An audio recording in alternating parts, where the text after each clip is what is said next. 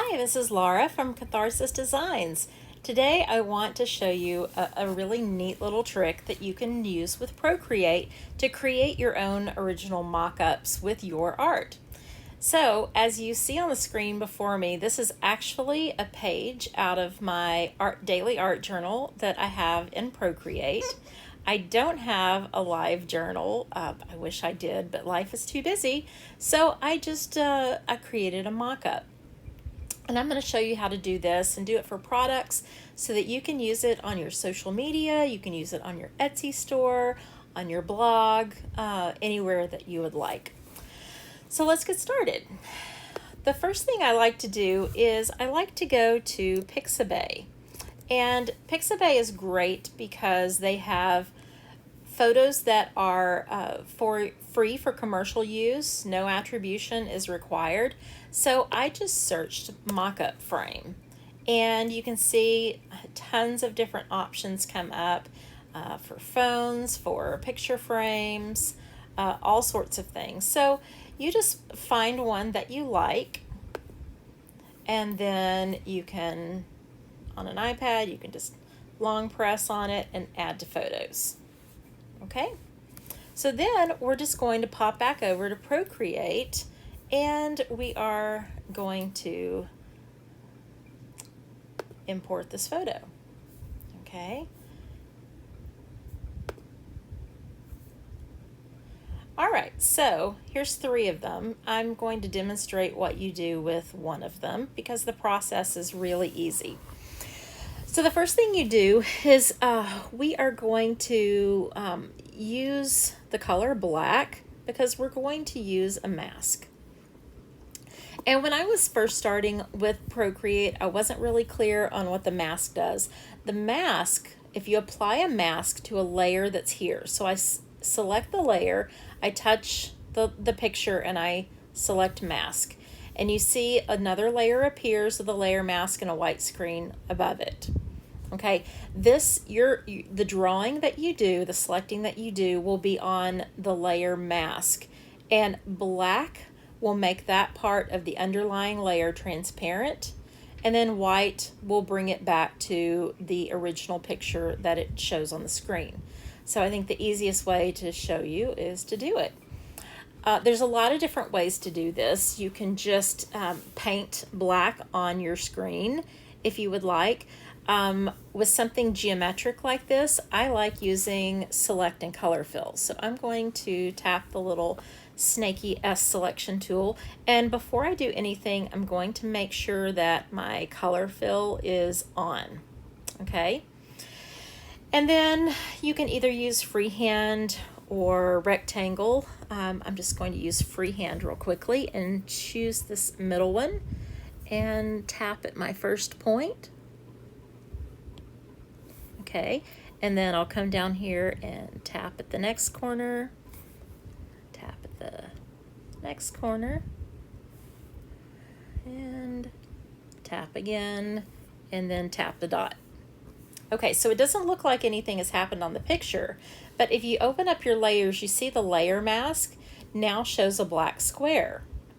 We can't see anything because the background is white, but if I change it to red, here we go. Okay, so now what I can do is I can put a piece of art. Now let's look at the order of things.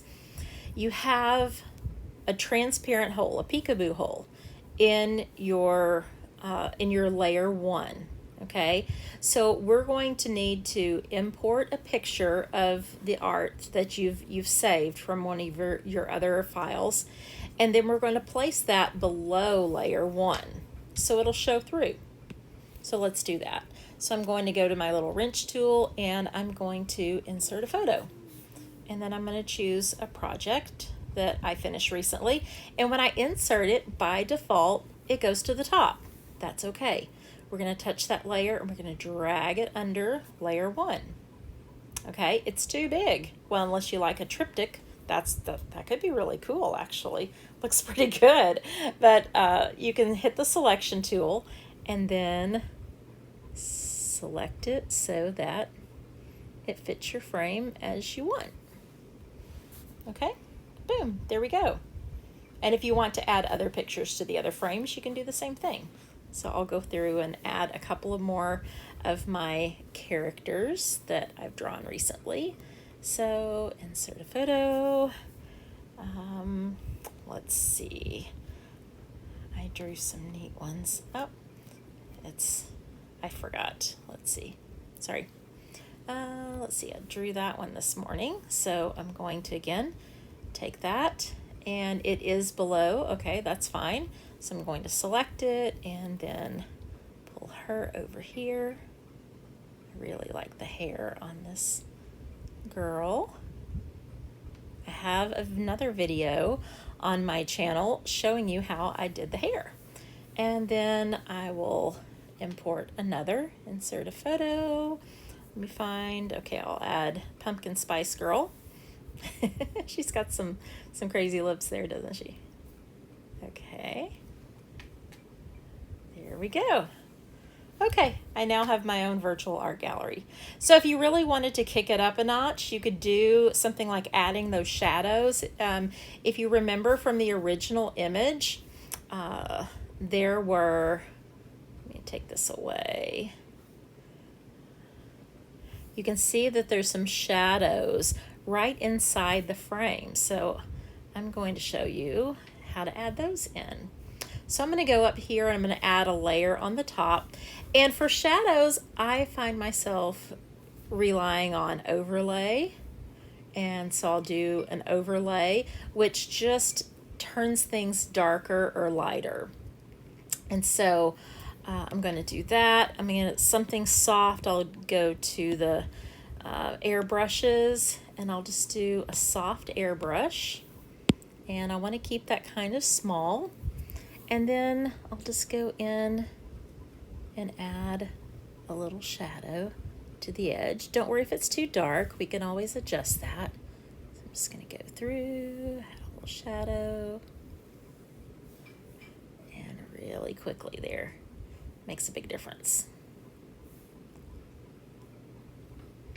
Okay, so that's on top. And if it's a little bit dark for you, we can go ahead and just drag down the opacity a little bit of that layer. And it looks good.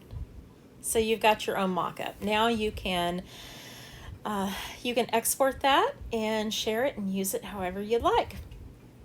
So I hope this was helpful, and I hope you enjoyed the video.